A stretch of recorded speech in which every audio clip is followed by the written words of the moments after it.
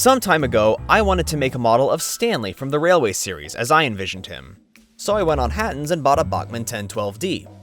Unfortunately, I didn't realize that this version had an enclosed cab until it was too late. I'd wanted to depict him as built with an open cab in the original funnel, but I wasn't able to find any other Baldwins at a price I was willing to pay.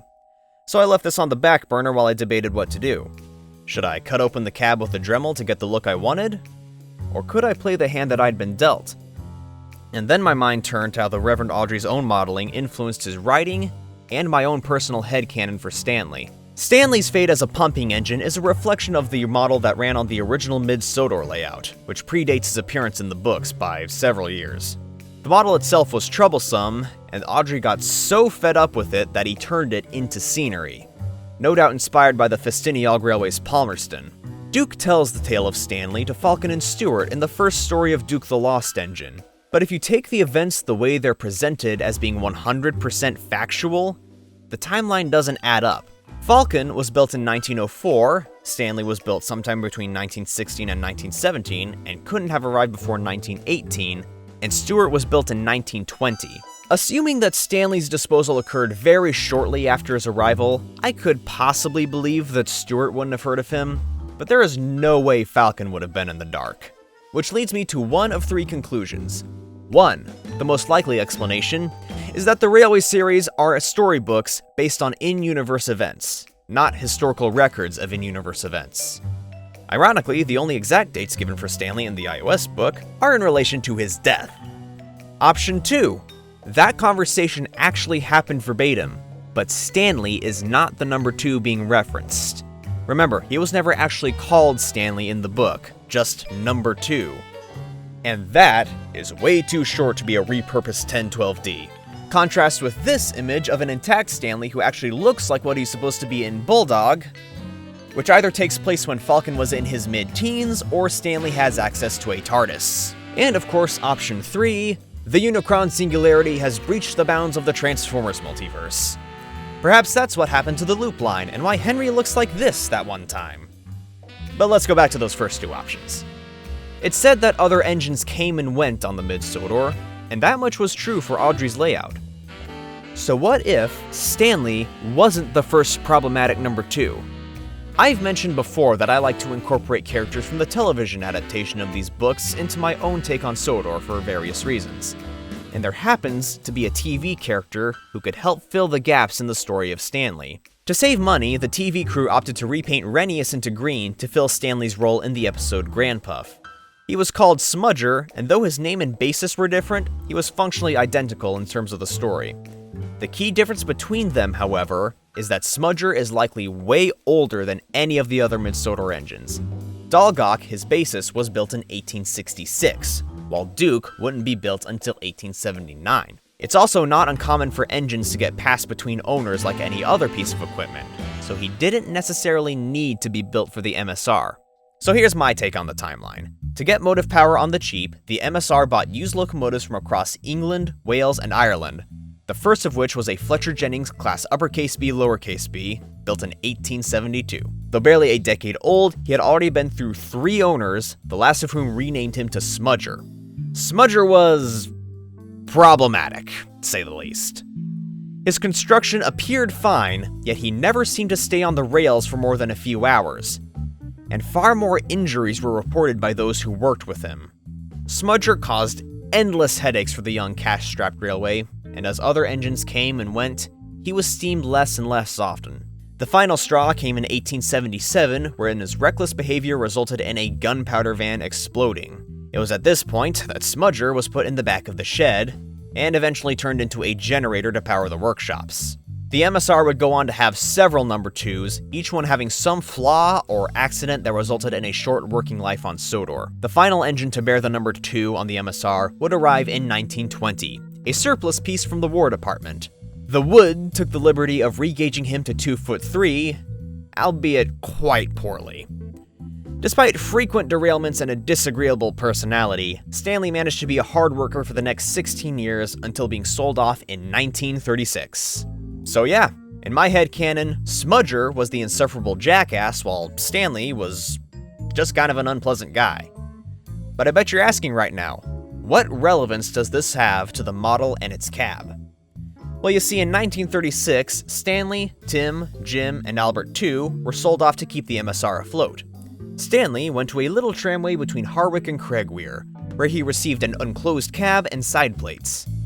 Assuming that this tramway had no Ys or turntables, it would make sense that they might enclose the cab of an engine so that the wind wouldn't be in the crew's faces half the time. The way they did it would make coaling awkward, but hey, it's probably cheaper than building a thing to turn the engines around.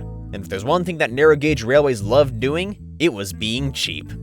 Stanley lived out the next 20 or so years up there until the mines closed in the 60s, and he was donated to the city of Harwick, placed on display outside their museum. By the 1990s, though, interest in the Mid-Sodor Railway was on the rise, especially after the premiere of the 4th season of a popular children's television program. The Skarloey Railway approached the city of Harwick with an offer to buy Stanley, which they took after some coercing. Stanley entered Crovan's Gate in 1995 and was in steam by 2002. Whew. That was a bit of a doozy, wasn't it? As for how I actually built the model, it was a lot more straightforward than most of the other models I've shown off on my channel. Being a ready-to-run model, all I really had to do was repaint it. So as per usual, the body was disassembled and sanded, but I primed it with Mr. Color this time instead of Tamiya primer. I've been trying it out lately, and I've been liking the results. Might use it a lot more often in the future. I used Tamiya XF7 Flat Red as my Skarloey Railway red, and this was applied with my airbrush. This will be his preservation era livery, and not the actual shade used on the MSR. If Bachmann does another run of these, which they totally should, I'll definitely pick up a couple so I can show all 3 stages of Stanley. I brush painted the buffer beams because I did not feel like masking those off. The buffer beams are 3D prints modeled after those used on Tallyklin and Dalgok.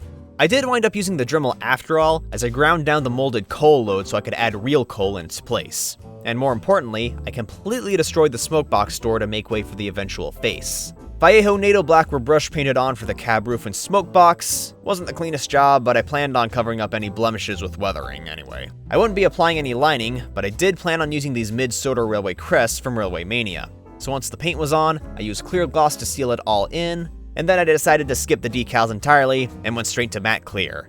And wow! Just wow! The finish and the shade, it's amazing. Anyway, I put coal in the bunker and put them back together. The name and number plates are etched brass from light railway stores. I like to imagine that these are replica plates cast in the Skarloey Railway shops, with the originals either being lost or stolen over time.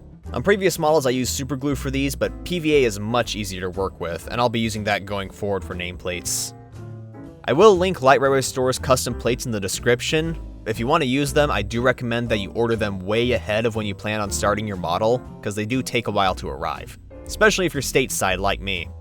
Now I've been out of practice with making faces for engines. Arguably, I was never in practice, but I decided to give it a whirl again with Stanley. There was definitely some inspiration from Little Engine's take on him, where he's chewing a shotgun shell instead of a cigar. I thought it'd be funnier though if he had a 50 cal shell, and I actually have one that I shot myself many years ago.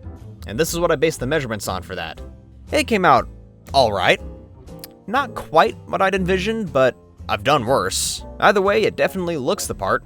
Now, I was going to weather him as usual, but he's too dang pretty. I can't bring myself to do it right now. Maybe later, but for now, he's fresh out of the paint shop. With all the trouble Duck has given me, I needed a break and for something to go right. And Stanley's really helped put me back into a place where I'm not constantly frustrated with my hobbies. He is a pain to try and run though. I bought a DCC sound decoder from Gigitrains, but the way they programmed it, there's a huge delay between when I turn the throttle and when he actually starts moving. He's in a mode meant to simulate an engine under load, and the instructions outline how to change it, but I can't for the life of me get it to work. Maybe it's just because I'm using a Hey, Editing Toast here. I was gonna show Stanley running around on my unfinished 009 layout, but first he didn't want to run, and then the layout didn't want to run, and I'd already recorded the footage of me talking about how well he ran around the layout, and I can't be bothered to go back and redo it. And this video's been delayed enough as it is, so yeah, this is all you get. But now that Stanley's done, back to business. Hey, thanks for watching this installment of Sodor not quite 87, because this is still a 00 scale model. I just can't be bothered to scratch build the actual HO versions of the narrow gauge engines. I had to format this video quite differently from anything else that I've done in the past. The format that I've been using just didn't work. If you notice bags under my eyes, it's because I'm recording this at 3 a.m. This is actually the second time I've recorded this. In the first take, I still had my camera set to autofocus and white balance and all that crap, and it just completely messed up the visuals. The script took a lot of rewrites to get it down, and yeah, I really had to change the formula from any other video in this series. I'm gonna get back to work on Duck. Hopefully I'll have him finished in the next couple of months. Duck as a CAD model is pretty much done. I just have to print the latest version and then work out some gremlins in the mechanism. The next video after this should be a Transformer custom showcase of Sunstorm. After Sunstorm's done, I want to get back to work on my Shattered Glass Megatron and hopefully have that done by TFCon Baltimore in November. But yeah, we'll just have to see how that all works out. Nothing ever quite goes to plan with my channel, for better or for worse. Anyway, my name's KeeperofToast. Thanks for watching. If you want to support me financially, I have my Ko-Fi linked in the description, and I'll see y'all next time. Goodbye.